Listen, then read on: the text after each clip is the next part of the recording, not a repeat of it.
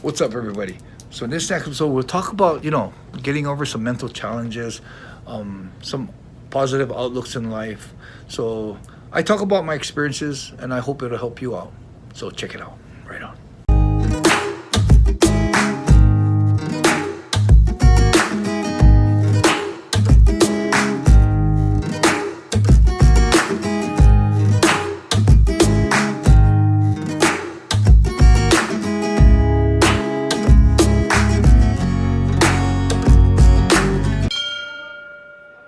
What's up, everybody, and welcome back to the Yamatodamashii podcast. My name is James, and unfortunately, we're going to start this podcast on a bit of a somber note.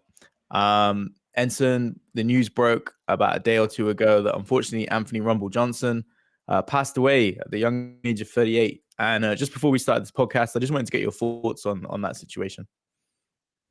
Well, I've been in contact with him.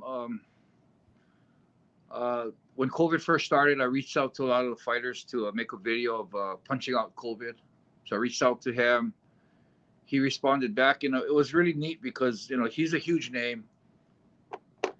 I actually became a fan of him because of his fight style. Yeah.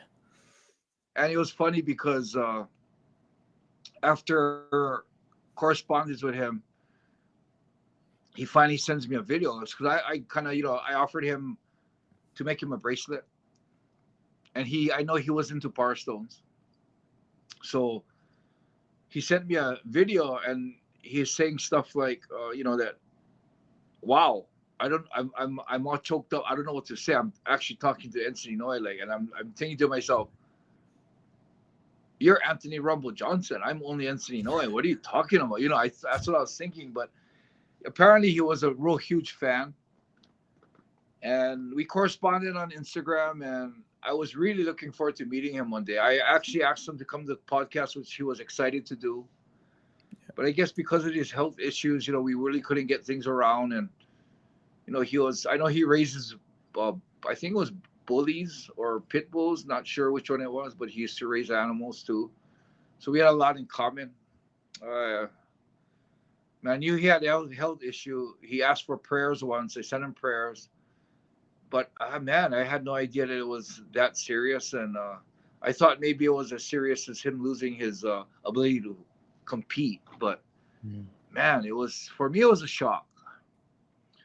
I don't know, it's weird. I almost feel like one of the good guys just passed away, because he was not only a awesome, exciting fighter. He was, my correspondence with him, but he was a super humble, nice guy. And, you see all the other tweets from all the other fighters that he was like one of the kindest guys they've ever met. So, God has his ways, and you wonder why he pulls people that are so awesome up so early. 38 years old, man. Yeah. I mean, Jesus. So, I always like to think in these situations that heaven needed someone like him. So, man, I mean, just, people should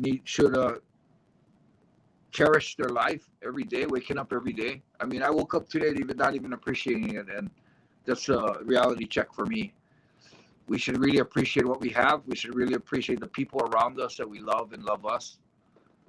Because, one day within could be the next day, could be tomorrow, could be a week from now, could be a month from now, our physical life might end, So, man, you really got to cherish it. So, man, may he rest in peace, and may he bless the heavens above. Yeah, it was really well said. I think one of the things you touched on is kind of, when someone passes away, what is quite nice nowadays is that on social media, you get to see so many stories from different people, like you say, different fighters, different coaches, really sharing their positive experiences with him. And that does kind of help, when you see someone like him pass away. So it's nice to hear those positive stories about him. But yeah, as you say, such a fan favorite, right? Because of his style, the knockouts. I mean, he's one of those fighters which has just an endless highlight of knockouts, but it's just way too soon. I mean, I was super looking forward to it was going to be him versus Yo Romero, right, in Bellator.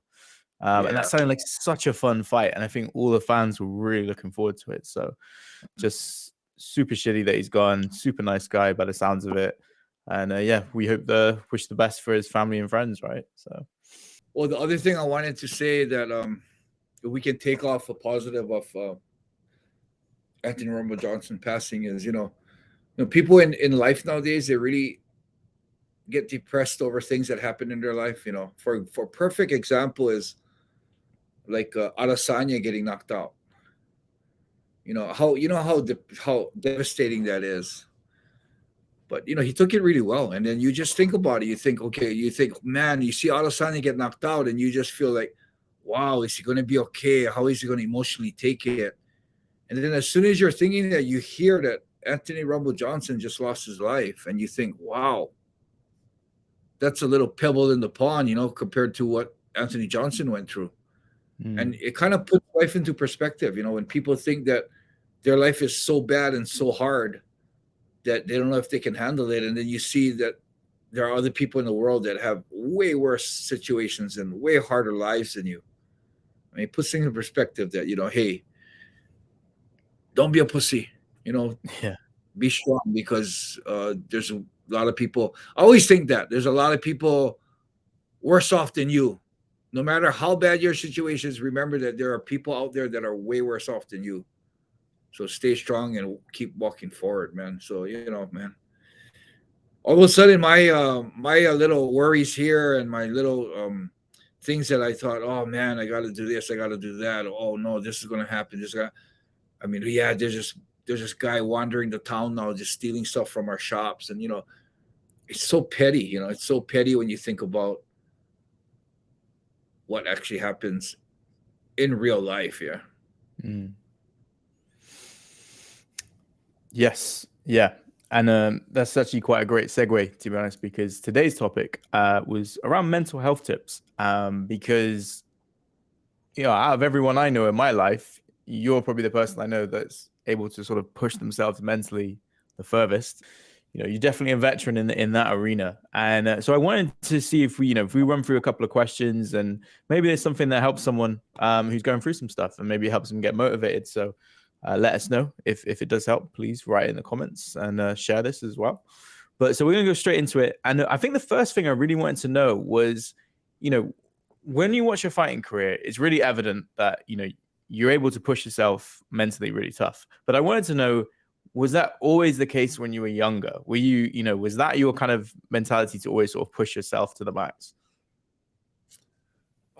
No, I don't think it was. I think I had that natural character of being real stubborn and hard-headed and never giving up on stuff. Mm-hmm. I mean, my dad, I remember, for me as a kid, you really don't know. But I remember my dad doing an interview for Japanese TV, and he's saying, Enson, when he has his mind made up, you're not going to change his mind. And he's going to do whatever he has to do to accomplish what he has to do. So when I heard that, I was like, oh, it's kind of hard to really be confident and say, yeah, I'll never give up, that kind of stuff. But when you see someone that's seen you grow up and say that, you realize that, okay, yeah, I did think I was a type to push through hard times, but for my dad to actually confirm that really made me realize that, yeah, oh wow, cool. He said, and the thing he said is, you're not going to change his mind. When he has his mind made up to do something, he's going to do it no matter what you say. So I guess that'll, combined with good, where I'm not a give up person, a person to give up, and bad because it shows stubbornness. So yeah, I mean, I think as a child, I wasn't like this guy that would, had no fear. And, I had my fears. I was scared of the big Hawaiian boys. I think everyone in life grows up with fears because, as your parents raise you, they teach you how to be careful and don't stay away from this. This is dangerous. And so it instills a little bit of fear, which is good. Fear can deter people from doing stupid things and going to stupid places. So I think it's a deterrence factor where they kind of instill that semi-subtle fear in you. I think when you start confronting the fear, it's the people around you and what you make it that critical decision of, are you going to bend over and continue letting this fear control you, or you're going to put your foot down and conquer this fear, or not necessarily conquer it, but hit this fear head on. So I think for me, I was just a normal little Asian boy living in Hawaii, and we lived in a Asian community, Manoa Valley, a lot of Asian Japanese Americans. So there was no trouble like in the Manoa schools. I was in Manoa Valley, so my school was Manoa Elementary, and there was no troubles. It was peaceful. So I guess I grew up with like a normal little Asian kid. And we always feared moving to the next school, which is when they combine the two valleys over. Like there's Papakalea and Paoa, and they kind of put it together. And those two communities have a lot of Samoans and Hawaiians. So of course they're a lot bigger than the Asians. So we went to that school really fearing going there. And lo and behold, when we got there, yeah, it happened where, I got my lunch money taken. And for my situation, it wasn't a built-in character where I was like, okay, you take my money, next time I'm going to fight you, It was more, I think, everyone has that Yamatodamashii spirit in them, but it has to be, how do you say, kindled. It has to be lit in a certain way. And every single person has a different way of lighting that fire. And my way that was lit, which I wasn't aware, was my father. My father was the kind of guy that would fight back for what's right. I remember numerous times lining up in a line, and some big white guy in the mainland, goes and cuts in front of him. And, most Asians are quiet and they'll just sit back and, let it happen. But my father was the type to put his foot down and go up and say, hey, line up in the line like everybody else, And if the guy talks back, I mean, so many times there was almost a fist fight. So he had that, that belief in him to stand up for yourself and not let people take advantage of you. And when he found out one day when, I was going on the normal path of a little Asian boy in Hawaii, and when the Hawaiians came to take money, I, of course, was scared of them, so I gave them my money. And, we get lunch money, we get juice money, we get a little bit of money for snacks. So when you're giving them your money, you're pretty much not going to eat a meal, or you're not going to be able to drink a drink when you're thirsty. So Egan, I think, saw that, and I think he told my dad. And I remember my dad, he wasn't that pissed off, but he gave me this little lecture that, hey, next time you walk away from something and don't stand up for yourself, when you come home, you're fighting me. And, your dad is like, I mean, he's like the man who protects you. He's your God. And, a fight between the devil himself and your dad, you probably think your dad would beat the devil. So to fight your dad is like, hell no. You know what I mean? Not just the respect that you wouldn't want to hit him back, but also the fact that he's a grown man, way stronger than you, and can pretty much throw you across the room. And when he told me that, I took it literally. And the next time I was in school and I got, hijacked, I stood up for myself. And that's where I was lucky, where my dad helped me kindle that little fire that lit my growth towards Yamatodamashii, and my growth towards having that fighting spirit that, stands up for what I believe is right. So, I think everybody has that fire, but it's some of them never have it kindled. Some of them don't have the resources. They don't have the upbringing. They don't have the friends. They don't have this, and even the situation sometimes. So, that's why I think there's very few people in this world nowadays that really have that, even in the MMA ring today. But I don't think it's a bad thing. I think it's just, it takes a real unique situation. You need to have that situation. You need to have that support system. And you need to have that right timing on a situation with that support system that kindles that fire. And mine happened when I was in elementary school. And when I believed that my whole thing was very blind, where I just didn't want to fight my father. Yeah. But little did I know, it lit a fire in me that, hey, stand up for yourself, because when you get older and you get into high school, the threat isn't there anymore. Your dad's not going to repeat it to you. Mm-hmm. And it's already not in the back of my head. It's not, oh, if I stand up now, I'm going to have to fight my father. That's no longer a thought, because now it's already instilled that it's wrong to stand up for yourself. So the fear of fighting my father became the fear of not having honor in myself, Mm-hmm. which is a huge, bigger fear, because losing your respect and honor for yourself is something that you'll carry to your deathbed. So a beating from your father, you'll heal, go to hospital, fix whatever's broken, and you'll be brand new in a couple months. But the breaking your honor, breaking your respect for yourself is a much bigger penalty. So I think I got that smooth transition from not wanting to get beaten up by my father to not wanting to disappoint and disrespect myself. So, I think that's where I got that. It wasn't something I was born with. It wasn't something that you train for, but I think it's just that right situation and the right support system. That's kind of where it sort of cultivated. Wow, that's really interesting. So it's particularly your dad's advice, right? That's cool parenting. I'll note that one down for future. We should actually do a podcast with them one day. What, with your dad? That'd be awesome. My dad and my mom together. That would be crazy. They That would have be so cool. much insight. I mean, I'd probably learn a lot about myself to hear what they have to say about things. Yeah, that would be fascinating. Well, let's see. Maybe we can arrange that. Yeah, that sounds good.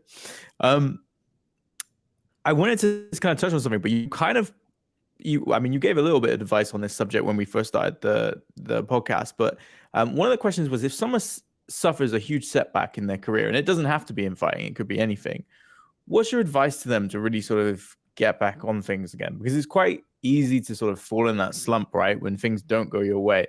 So I was wondering, what's your advice when someone's in that sort of situation? Well, fighting is a very small part of life. So I'm going to talk overall bad situations that happen to you.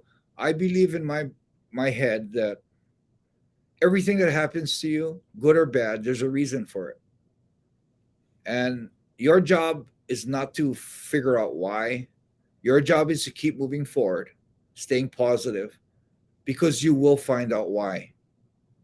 So every setback, sometimes the setbacks are guiding you to a different world, or guiding to you somewhere that you wouldn't have gone without the setback. Mm-hmm. And if you be negative and you say, oh man, why did that happen to me, and you just be down and you don't, you keep looking back at, oh look, I had this good job, I can't believe I didn't have it anymore. Like they say, you look back, you can't see what's coming forward. So I believe you got to keep your eyes forward. You got to keep moving forward. Believe that there's a reason for it. And you know what? It's so weird, because things will fall into place. I believe that in my whole life, every single bad thing that happened to me, it guided me to the right path. For example, the death of Kid Yamamoto. I was the type of guy that didn't want to. I mean, I'm sure people listening to this podcast will say, oh shit, I'm like that too. I don't want to go to hospital. Even when my hands are all crooked, my fingers don't even open up. This is because when I broke my fingers fighting, I didn't want to go to hospital. I thought they're going to just put on a cast. Then I'm going to lose all my muscle in my forearm. I'm going to have to, so I taped it up and trained like that, So my finger is all crooked. This finger is even turned that way, It doesn't straighten. This is the straightest my hand will go. When I try to make a praying hand, I can't push my hands together. This is the flattest my hands will go. Yeah, you can see the fingers all crooked. Yeah, look at this finger. This finger is all crooked. So, I never wanted to go to hospital. I know that you need to take a health check on your bloods, your cholesterol, your cancer, tumors, anything, everything. And I refused to do it. And when Kid passed, he was, I think, 11 years younger than me. And when that happened, I was it was a horrible situation that he passed. Mm-hmm. But you know what happened after that? I kept moving forward, and I realized that, hey, you know what? If kid found out earlier and got the right treatment early, he'd probably still be around today. And for Yeah. me to make the same mistake would be real stupid. So I started doing yearly comprehensive checks on my full body, and I've discovered that I had a plaque buildup in one of my biggest arteries. I had to lower my cholesterol, so that saved me possibly from a heart attack or a stroke. Yeah, so that. And another simple example is I my whole dream when I was growing up in high school was to be a baseball player. I love baseball.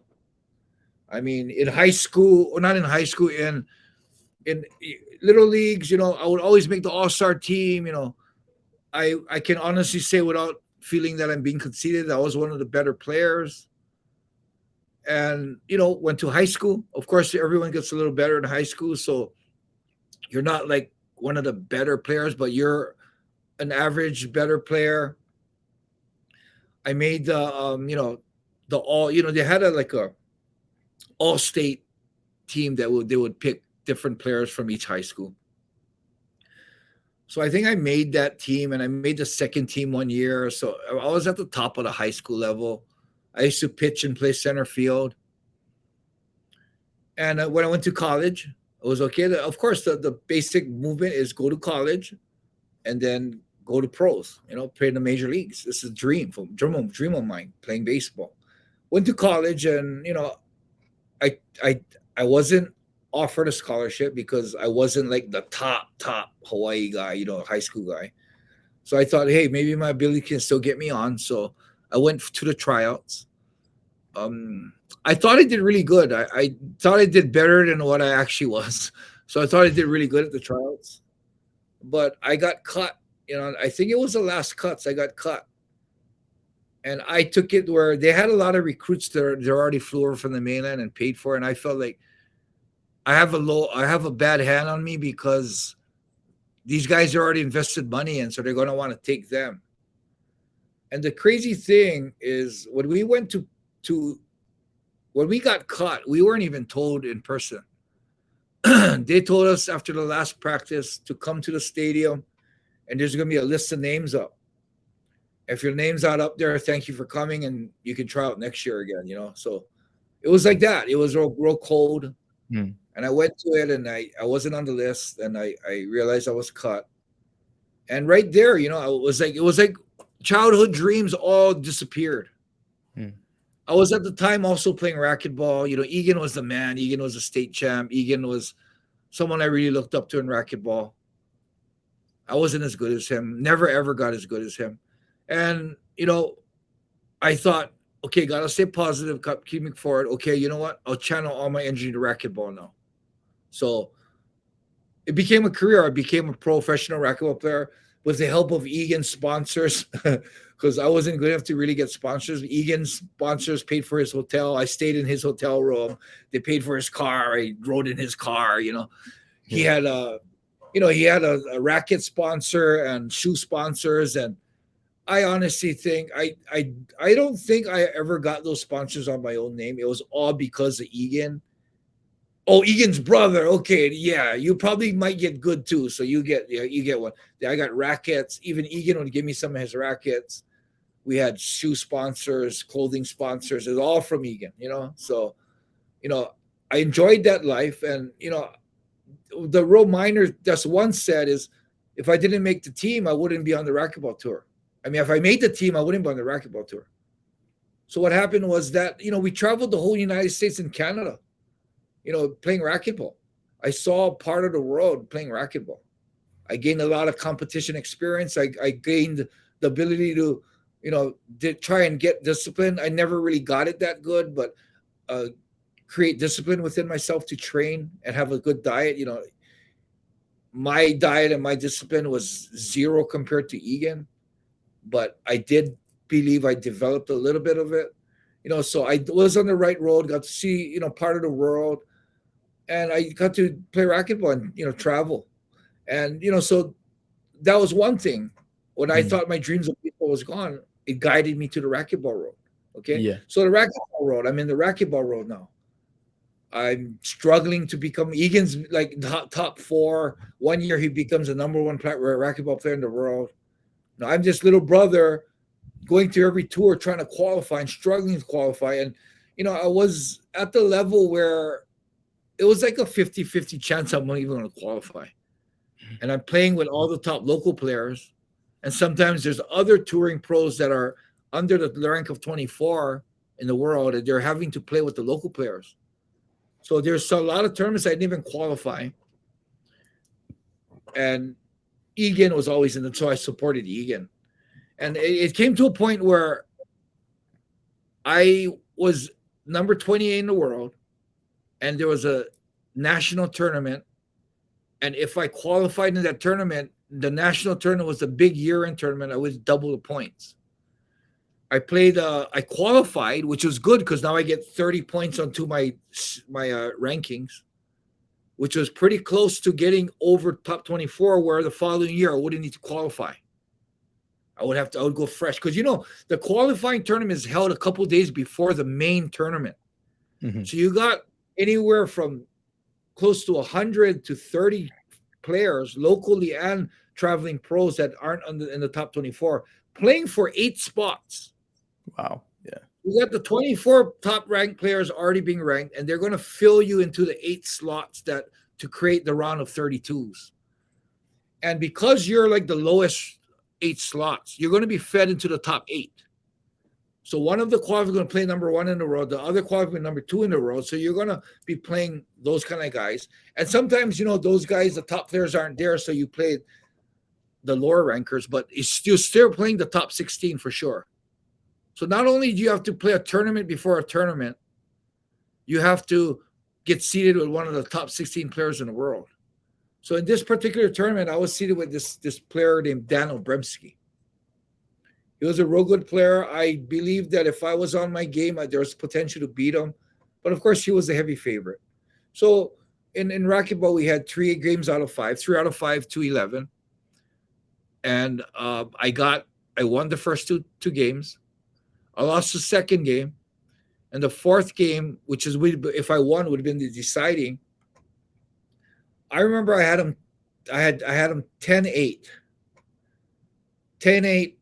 And if I had a perfect, we call them plums, a perfect shot, a plum, that I could, in the practice court, I almost would bet money that I could hit 10 of them and bury 10 of them perfect shots. It was such an easy shot. So I had that shot, and I thought, okay, I make this shot. I'm going to beat Daniel Bremski, beat number 12. I'm going to go into the round of 16s, which is going to give me another, I forget how many points that was, but it would break me into the top 24. Mm-hmm. I missed the shot. Ooh. Ended up losing the game 11-10 and ended up losing the tiebreaker 11-8. Didn't pass, didn't get the points, and which meant the following year I wasn't going to break into the top 24. So I, with that, that missing that shot was so devastating to me that I felt that I would go into the court, feed myself that same shot, thinking that I'm in the tournament, and just bury it. Like, oh my God, if I just did that, I would be ranked higher. And not just bragging rights of saying, like, I can only say that I've been ranked top 28 in the world. I could have said I'm ranked top 20, or I was ranked 18 in the world, something like that. But couldn't say that. My career, I really had to sit back. My parents were paying all my flights. I didn't have sponsors to cover my flights. They were paying my flights. Of course, they gave me spending money. They're funding my whole trip. And this is against me not going to college. My parents are both administrators. They were against us not going to school and following athletic career. But even with that, they knew how much we wanted to do it. They supported me. And, for me, I felt a little bad that we defied what they wanted. But look at Egan doing so good, making a living, making a career. But look at me, still draining from them. And I felt, I got to take responsibility of this. And I decided that this is time to retire and go back to school and go on that course that they wanted me to do. So as hard as it was, and as hard as I, really regretted that shot, missing that shot and hating it, I went back to school. Lo and behold, I'm walking in the campus. There's this guy in a t-shirt showing a video of fighting.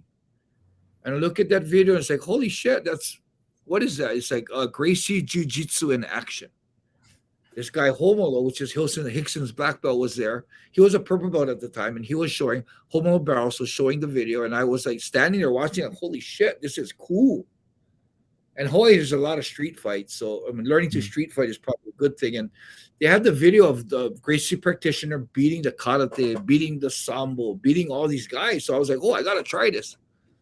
It was a non-credit course in the University of Hawaii, so I signed up for it. Got that. Long story short, if I didn't miss that shot, I would have never started Gracie Jiu-Jitsu. Yeah. If I didn't miss that shot, I would have been busy on the pro tour like Egan.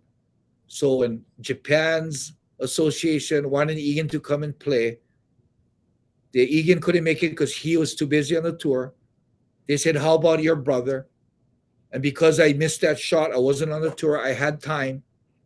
I went to Japan to play in the racquetball tournament, decided to stay for English. And, you know, long story short, 8 years later, did I finally realize that missing a shot was actually God putting that in my path to deter me from going down that path and putting me on another one that changed my life. I wouldn't have found Gracie Jiu-Jitsu. I wouldn't have went to Japan. I mean, if I had to rewind, missing that shot, I would want to miss that shot because I know that I'm going to go to Japan and start fighting. Yeah. So, you know, I mean, that's the thing is there's so many. I could go on and on with different stories, but we're already at like 3 minutes and it's like second question. But so, you know, I believe that. I mean, you know, so the Kid Yamamoto thing took me like a couple years to find out why, you know, what good thing happened from that experience. And then the funny thing is this racquetball shot, it took me 8 years. Yeah. You know, so us as human beings, when something bad happens to us, we want to know why, you know, why now? What happened? Why did this happen to me? But I believe if you stay positive and you keep moving forward, in time, in the right time, in the right timing, it'll be revealed to you why it's happened. So if someone right now is going through something really hard, stay strong and believe and have faith that it will be revealed to you. Yeah, definitely. That leads really well into actually the next question I had actually was, you're such a positive guy. What keeps you positive? Well, I don't know. I think a lot of things that happened in my life, you know, going to prison, doing the pilgrimage, walking across Japan, I realized that there's so many things in life that people take for granted that's really good. You know, simple things, you know, when I walked you know, when I went to prison, the craziest thing about that was until I went to prison, I didn't realize how lucky we are to have the freedom we have. Freedom is such a gift that we have. You know, you go to prison, they tell you what you can and cannot wear. Anything with a string, they take it out. They tell you what you can and cannot read. In Japan prison, we couldn't have any English books. They tell you when and what and how much you can eat. They tell you when you go to sleep, when you brush your teeth, when you can bathe, how long you can bathe. They tell you only can have one Q-tip per ear. You know, I mean, yeah. And every time the guards come up, you have to stand up and call. When they call out your number, you have to raise your hand and say yes. You know, so, you know, for me, everything was controlled. Everything I did, everything I ate, everything I read, I was controlled. I had no freedom. And when we would drive and go into a bus to go to court, we would be chained together through handcuffs and all chained into a bus. And when we're driving through the road to go to the courts, I'm looking outside and seeing these people walking to work, and some of them are like really not happy because they got to go to work. And you know, I look at them and think, holy shit, you can choose not to go to work today. And even walking to work, you can choose to take a left turn and go to 7-Eleven and buy a sandwich. Yeah. We can't do anything like that. You know, freedom's gone. And I realize how beautiful and how wonderful life is to actually have your freedom. You get up, you work today, but maybe that freedom, you also have that freedom to quit your job. You're not gonna you can quit your job, or if you don't want to quit your job, you have the freedom to choose what you're gonna eat today. Mhm. I mean, after work, there no one's gonna tell you when you gotta come home. Or maybe your wife will, but no one's gonna tell you what to eat, what to do, when to sleep, when you gotta wake up. You got freedom. I mean, whether it's very small little things, believe me, it's huge. So freedom, Yeah. freedom itself. People don't realize it's so great. I slept when I went on the pilgrimage. I slept outside every day. Every night when the temples closed at 5, I had to go find somewhere to sleep. I didn't want to sleep in the bushes because there were poisonous venom, vipers, one of the most venomous snakes in the world, pound for pound. And I, you always want two walls in case of wind. If it rains, 70% of sleeping spots aren't good sleeping spots because rain will get in, and you're sleeping on a hard concrete, and it's something that until you do that, you don't realize that every time you go to bed, you think about, oh shit, I got an appointment tomorrow early. I got to get up early. You're thinking about that kind of, or you're thinking about what happened in the day. Damn, I can't believe that happened to me. Instead, when I got back from the pilgrimage, I'm lying into bed in this soft bed with a blanket, with a roof over my head, with no worry about rain, not having to find a spot. Just gotta walk over to my bed when I'm tired, and I'm laying in bed, looking at the ceiling in this soft blanket, thinking, "Oh my God, this is so awesome." So there's a lot of things in life that people take for granted, and I think Yeah. that's how I say positive, knowing that there's so many things that I realize that I'm lucky to have. It's a really good mentality.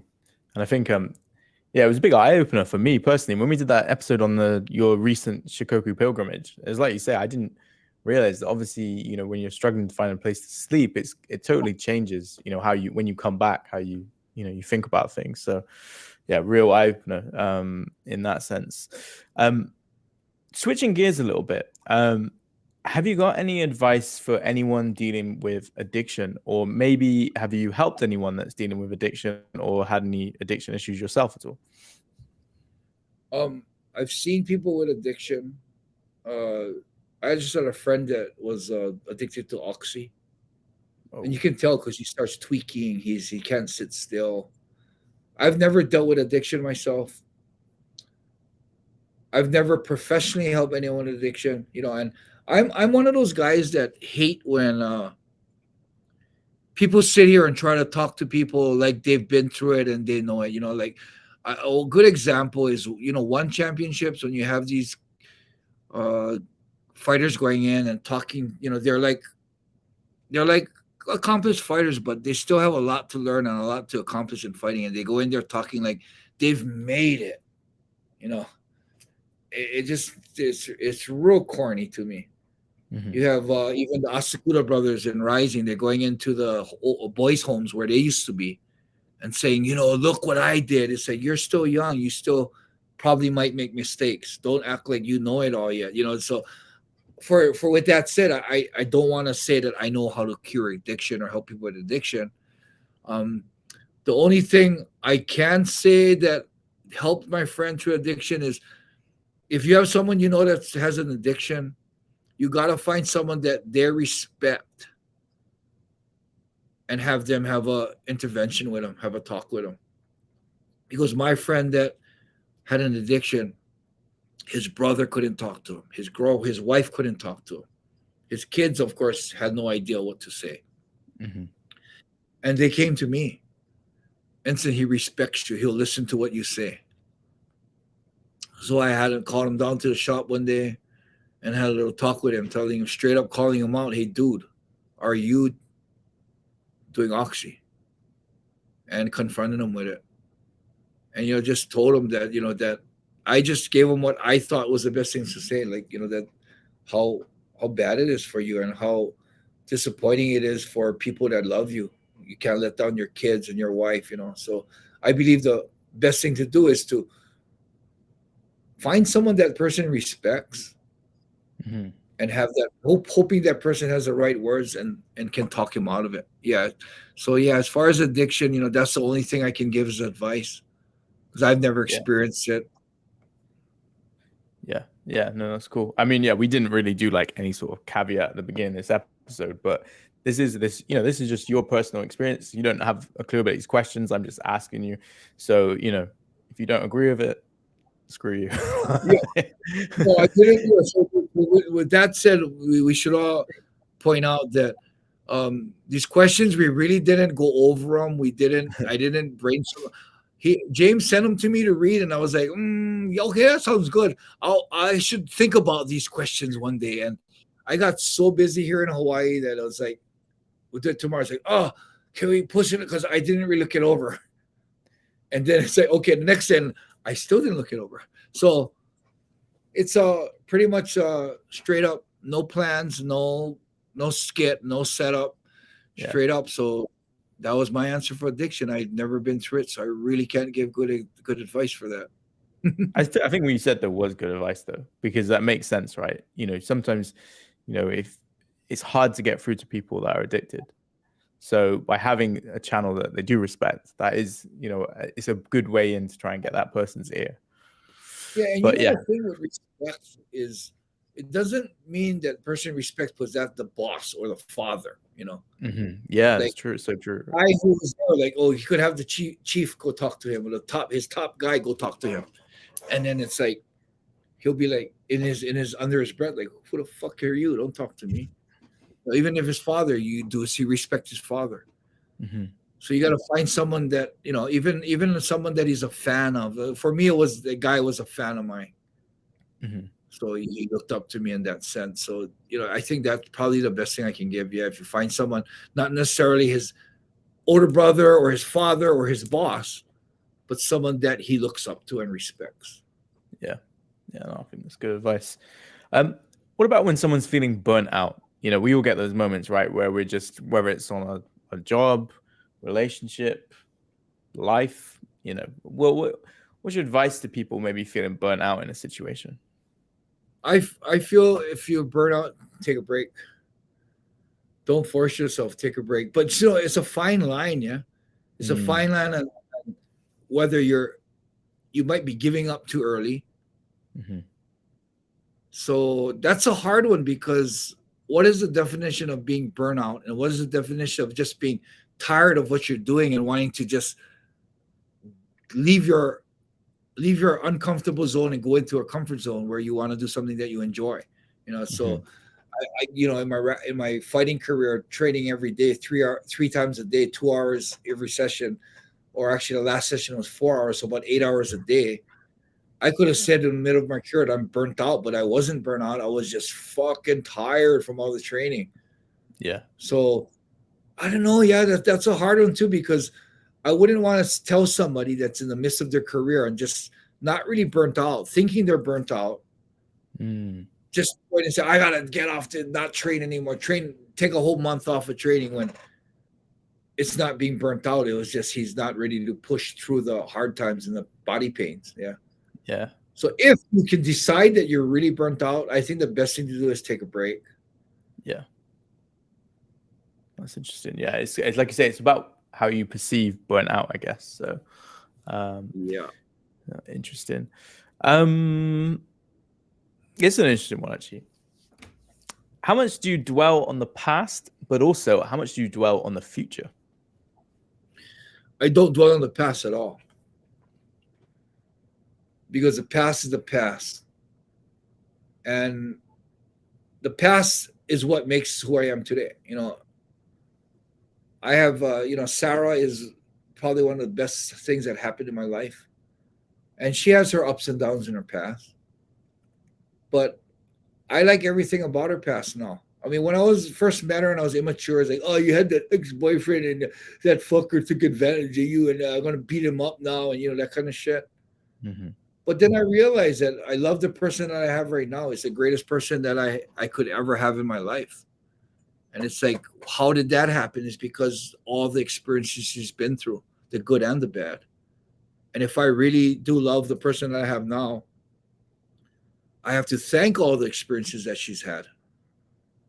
And so, the past for in that, very immature situation where it's about your lover or your girlfriend or your wife, I mean, that's where I believe you shouldn't even look at it. The other thing I wanted to point out is, the past is, like I said, anything in the past, good or bad, is guiding you to who you are today. So if you keep looking back, you can't run forward. What about the Yeah, future? and I think the future, I think it's good to look at the future Okay. and have your goals. I think you need to have goals that you can attain, and even crazy goals that are unattainable, or not necessarily unattainable, but probably not unattainable. Like I still dream of rebuilding my house and making this nice man cave in the bottom of the house with a fingerprint key to open up the door. Have this 2-story house where you have a second story overlooking the living room, and building this huge kitchen for Sarah with an island in the middle where she can put the dishes on the, So I have this dream, and I've always had this dream, thinking, okay, I'm gonna buy the house I bought was a pretty decent house, 1-story, big land, big property, and I always thought that, hey, I'm gonna rebuild on this land and build a super nice house. And then now I'm 55. I'm thinking, holy shit, time's running out. What am I doing? So that's one of those dreams that I still have and I still want to do. And I know time. I mean, the dream started when I was in my 30s, and it still hasn't happened. And I'm already 55, and it's like, oh, am I actually gonna have time to do that? But I think it is important to continue to have those dreams. I'm not gonna throw that dream away and say I'm 55. I'm not gonna have time to do that, so it's done. No, I'm gonna still keep that dream. I'm going to dream about things that are attainable and things that even look grim, but things that keep me looking forward to the future. Interesting. Kind of a random one, but have you ever done any sort of like meditation? Yes. I think it's super good for you, meditation. Right. It clears your mind. It clears your energy. Of course, I'm sitting in a room full of crystals right now. And a lot of crystals are good for meditation. I'm not very good at it, but I do try to do it. And it's not one of the things that are on my priority, but I should put it on my priority. And I believe meditation is good. And I think it's also good just to have that nice silent time alone. Sarah is actually into meditation. She does it more consistently than me. And I believe that's very good for the soul, the aura, the spirit. And I do believe in meditation. I don't practice as often as I should, though. Yeah, I never tried it. Maybe I should. Read up on it. With this day and age, you'll school YouTube, and the good ones are that they just guide you through it with a voice. They tell you to sit comfortable, close your eyes, and they actually guide you through how to think. And it relieves a lot of stress. It calms your energies. Try it out. I mean, isn't your wife really into that kind of stuff? Isn't that culture a lot of meditation? Yeah, no? she's into this kind of. Not, she doesn't meditate, but there's a lot of in India, right? There's a lot of spiritual, that sort of stuff. Yeah. So, I mean, when I hear India, I think of Indian curry, incense, and meditation. Yeah, you're pretty much on the money with that. That and Bollywood. Like, come on. Yeah. You know what's crazy, huh?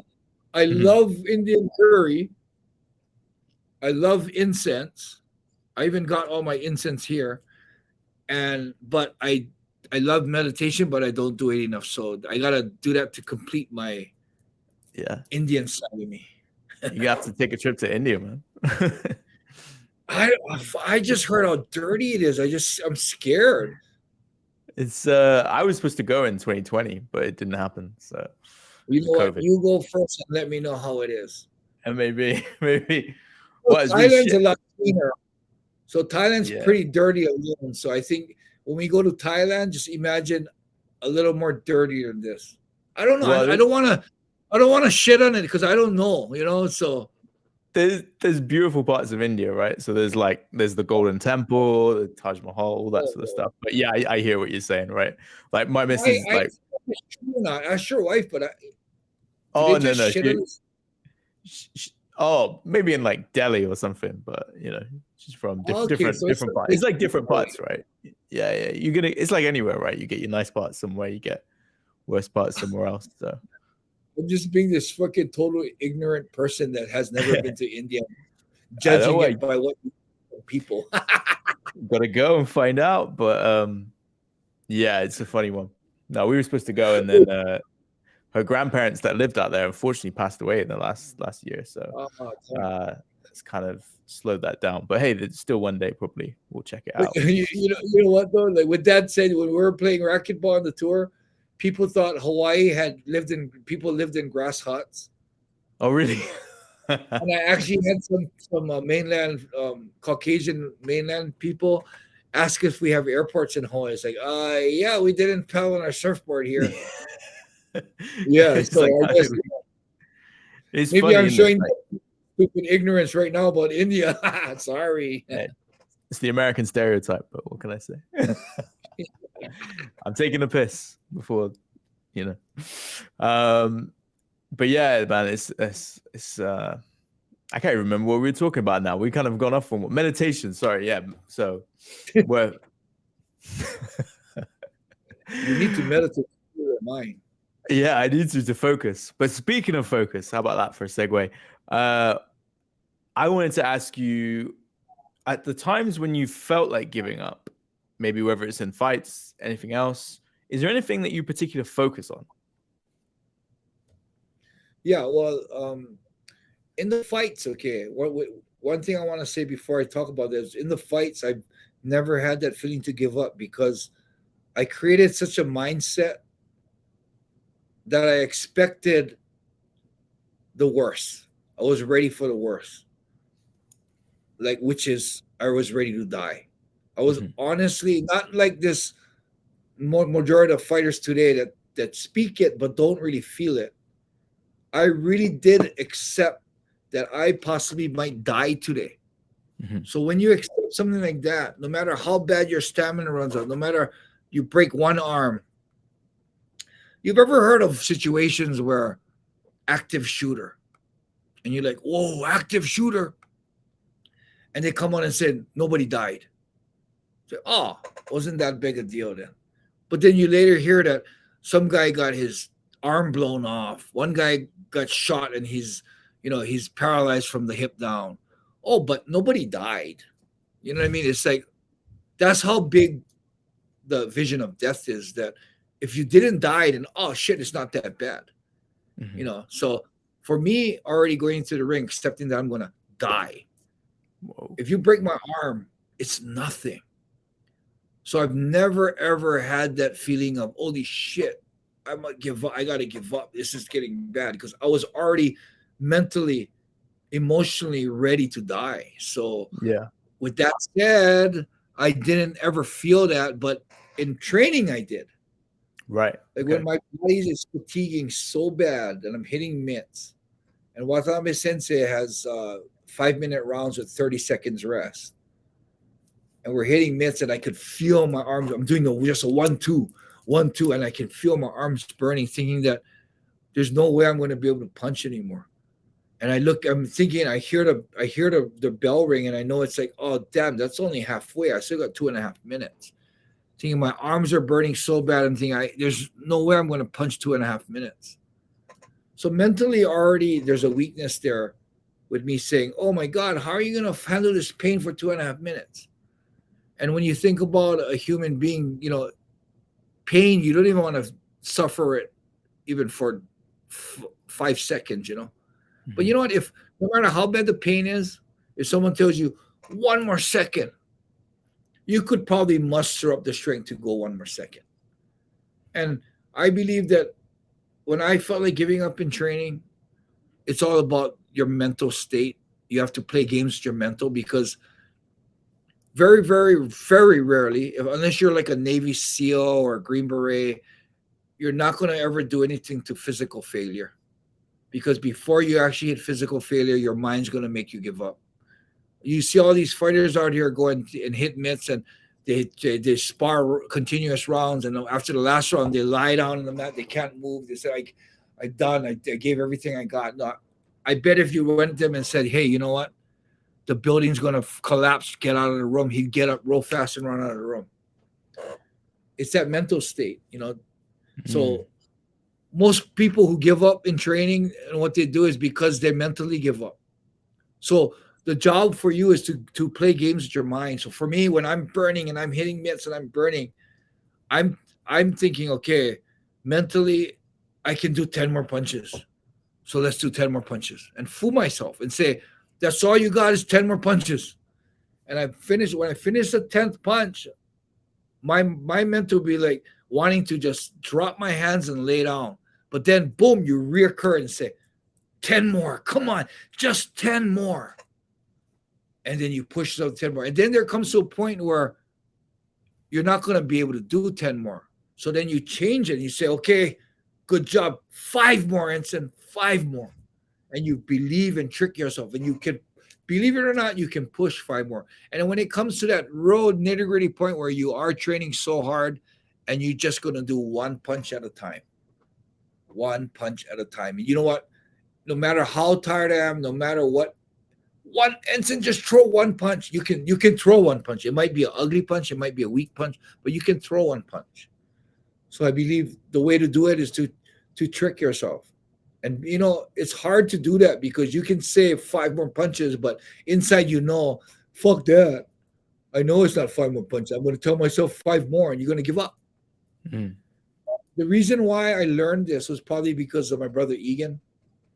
There's a hill called Texas that is a 3-mile hill, straight uphill. Right. And we start our bikes up there.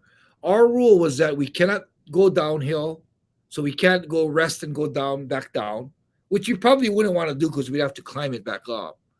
Mm-hmm. The other rule is we couldn't put our foot on the mountain. So at the bottom of the mountain, when we start, it has to be a continuous climb uphill. And you know, there were times where your legs get so tired is you're just going one pump. It was like one pump, you know.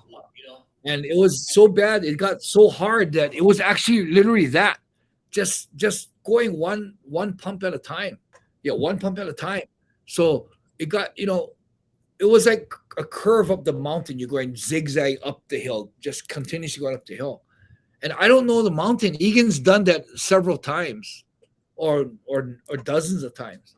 So I'm going up the mountain and I'm thinking, there's a steep turn. I'm like, oh my God. And I'm thinking, okay, come on. And Egan's up there telling me, Enson, after this turn, we're done. I'm like, oh, yeah, all this energy. Well, come on, get more energy. This is the end. Give everything you got. Turn the hill. There's another curve going up another hill. Oh, shit, Enson, this hill, and we'll be done. And he did that to me for like 20 minutes. Right. To a point. Wow. Man, fuck this, man. But I just kept believing him because he was out and he was ahead of me, and he would be screaming down, Enson, this is the last hill. This is the last hill. And you know what? As much as I was saying, fuck you, Egan, I made it to the top. Yeah. So, you know, that's where I got that idea, that mentality of when you're hitting strikes, you know, like even when Sarah or Shoshi are hitting mitts and I see their muscles burning. Come on, give me 2 good ones, 3 good ones. Even when we're doing sprints, you're doing sprints and you're getting tired and you're doing continuous sprints. Okay, I know you're tired. Give me the first 5 steps full power and then just give us 70% of the rest. So you break it down like that, you know. Even you know, cleaning the house, you sit back and look at the holes and I clean the hole. No, okay, let's just clean this part of the parlor. Yeah, you know, I think that's a good way to break things down into accomplishable things. Yeah, that's an awesome way of looking at it. I've never really thought about it that way. Like I think I've used that, you know, with work related stuff, but you know, physically training, right, to actually just break it down bit by bit, reset, start again. It's really, really cool. I think yeah, it's really interesting. I'm sure a lot of fighters have their own things, but I think a lot of people really benefit from that advice as One well. thing I learned towards the end of my career is pain. You know what pain is for the normal person. I think the arena, when I did a seminar, I talked about it, and they put up a post about me talking about it. But pain, people think it's a shitty thing. When you feel pain or fatigue, it's like, oh fuck. Mm. What I feel like is whenever you feel that fatigue or pain, you get up in the morning, you're gonna go train, and you just feel tired. People say, oh fuck, this is gonna be a shitty day training. No, it's not gonna be a shitty, it's gonna be a great day. You know why it's gonna be a great day? Because you're gonna learn how to train through being tired. You're gonna learn the right things to tell yourself mentally. You're gonna learn what you can and cannot do really good when you're tired. And when the day comes where you're gonna have to save your life, or you're gonna have to be in a fight, and you wake up tired, you're gonna have been through it. You're gonna be a stronger person and become a better person, knowing how to work through being tired. So being tired or having fatigue or pain is actually something good, because it's putting you to a situation that you're going to grow as a person. That's awesome. Yeah, it makes complete sense what you say, right? But it's not a perspective that I've really thought about before. So I hope everyone found that as at least as beneficial. And for all the advice you gave, I really think a lot of people could benefit from hearing that and taking that. So what I would say to wrap up some of this conversation would be, if anyone does have questions, along these lines, please just let us know, because it'd be great to, I put these questions together on a whim sort of thing after a bad day at work. And so I'm curious to know, if anyone has got any questions that they would like to ask Enson, because we could always do another session on this with those questions. So feel free to add them in. And all those things I'm saying isn't something I'm telling you that I know. This is just my experience. Yeah. And if there's something that you disagree with, or you think that, oh, what about this thought? Please tell me, because I'm totally open to learning and, refining my thoughts to become better thoughts. So don't ever take this that I know what I'm saying and I tell you what to do, but I know what I've been through and I know what worked for me. So hopefully what I worked for me can help you. Awesome. All right, everybody. Thanks for watching. We'll be back again soon. All right. I hope you enjoyed it. So remember, this is just things from my experience. I hope it'll relate to you and be able to help you. If not, let me know if there's anything that you thought works or didn't work, or if you have any different ideas, write them in the comments, message us, let us know. Thank you for watching.